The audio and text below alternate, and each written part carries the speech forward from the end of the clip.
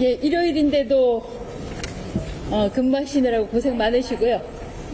들고 해요. 예, 일요일인데도 나와서 일하시느라고 고생이 많습니다. 오늘따라 또 비도 주룩주룩 내리네요. 저도 참 어떤 분처럼 눈물도 좀 나고 해야 되는데 이런 법을 통과시키는 상황을 보니까 참 안타깝기만 합니다. 먼저 준비해 온 기자회견문 낭독하고 김장겸 의원과 함께 질문 답변하는 시간 갖도록 하겠습니다. 안녕하십니까. 방송통신위원장 이진숙입니다. 어제도 말씀드렸지만 세상에 이런 법이 어디 있습니까? 오늘 저는 국민 여러분들 앞에서 다시 한번 이 말씀을 드려야 될 것 같습니다. 지금 대한민국 곳곳에서 탄식의 소리가 나오고 있습니다. 소위 노란봉투법, 양곡법, 검찰청 해체법 이런 이야기는 이 자리에서 하지 않겠습니다. 방송관계법만 이야기하겠습니다. 방송을 국민에게 돌려준다며 통과시킨 방송 3법은 사실상 방송을 민노총 노조에게 주는 것입니다. 이제 KBS를 비롯한 10개 방송사에는 편성위원회라는 막강한 조직이 경영진과 똑같은 역할을 하게 됩니다.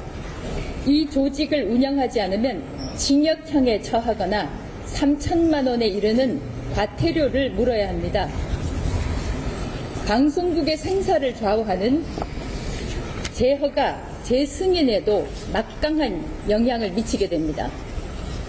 방송 3법은 또 현재 운영되는 공영방송사의 이사회를 3개월 안에 갈아치울 수 있도록 했습니다. KBS의 경우 석 달 안에 이사회를 바꾸고 새로 구성된 이사회가 KBS 사장을 바꿀 수 있습니다. 절차가 빨리 진행된다면 올해 안에 현재 경영진을 새로운 경영진으로 교체할 수 있다는 것입니다. 좌파에서 이야기하는 방식으로 이야기하면 소위 윤석열 경영진을 이재명 경영진으로 바꿀 수 있다는 것입니다. 이 법을 만든 사람들은 부정하겠지만 저는 그렇게 평가합니다. 저는 방송 3법에 대한 반대 입장을 오래전부터 피력해 왔습니다. 방송사든 일반 기업이든 경영진이 책임을 지고 회사를 경영하고 거기에 대한 책임을 지도록 하는 것이 민주주의, 자본주의의 기본입니다. 그런데 방송 3법은 노사 동수로 구성되는 편성위원회가 방송국의 중요 결정을 하도록 만들었습니다.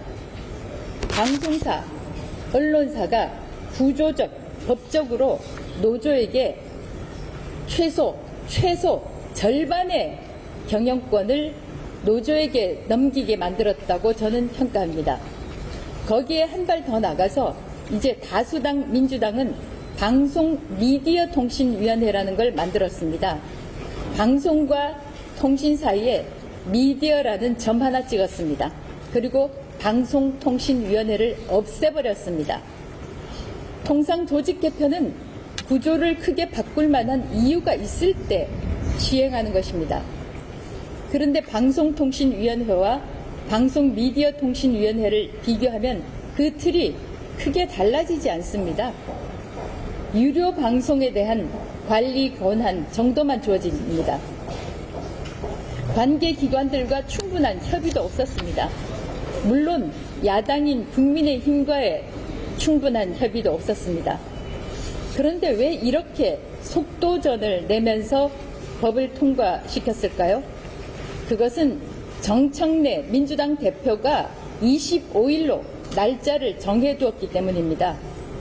소위 개혁 법안이 그렇게 통과가 됐습니다. 이번 법안은 저는 치즈 법령 또 표적 법령이라고 정의합니다. 왜 치즈 법령입니까? 너무나 루폴, 구멍, 허점이 많습니다. 곳곳에 구멍입니다. 왜 방송통신위원회가 5명에서 7명으로 늘어납니까? 왜 9명이 아니고 5명이 아니고 7명이 되는지에 대한 충분한 설명이 없습니다. 그리고 정무직인 저를 사실상 면직 해임시키는 것인데 왜 정무직은 해임시키고 임용직은 안 됩니까? 최근에 그 권력 서열을 이야기했는데 서열이라는 것은 순서입니다. 서열이라는 것이 지위의 높낮이를 이야기하는 것이 아닙니다. 정부의 국가의 서열이라는 것도 대통령이 1위 그리고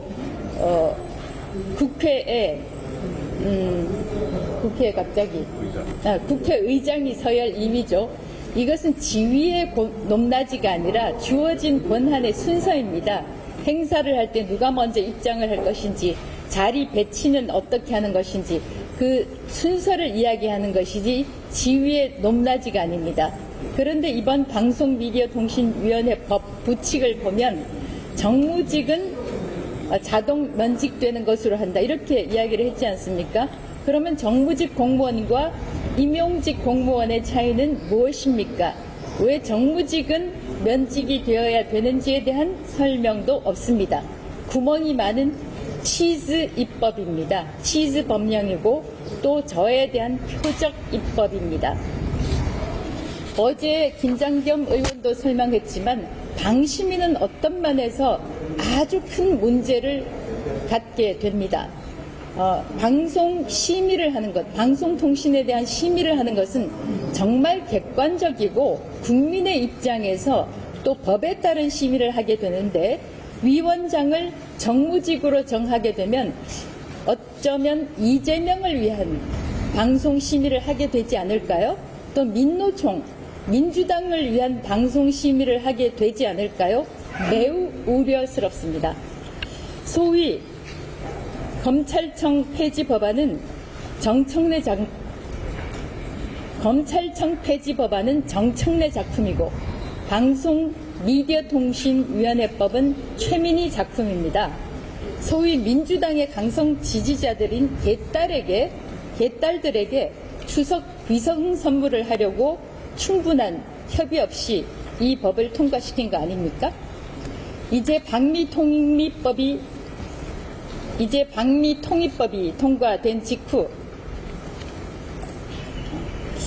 어제 제가 어제를 이제라고 참 이야기를 했네요.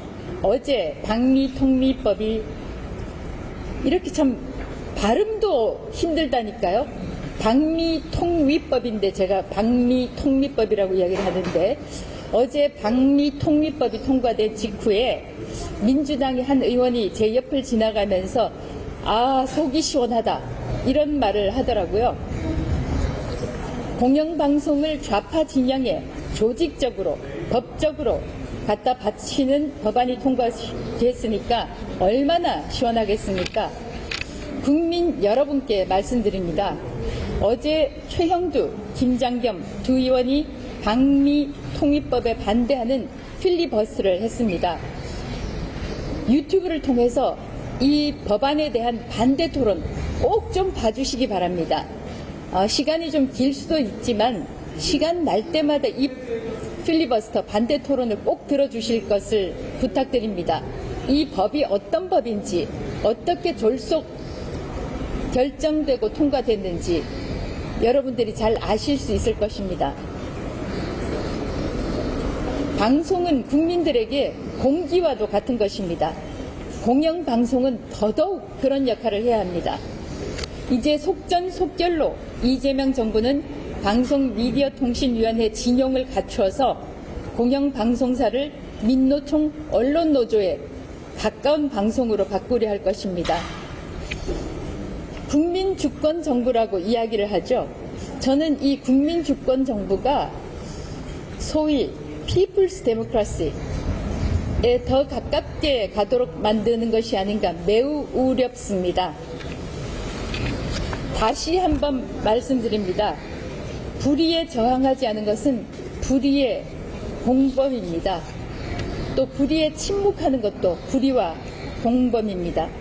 저는 이 기자회견을 끝내고 앞으로 국무회의에서 이 법안이 심의 의결되면 법률적인 대응을 할 것입니다.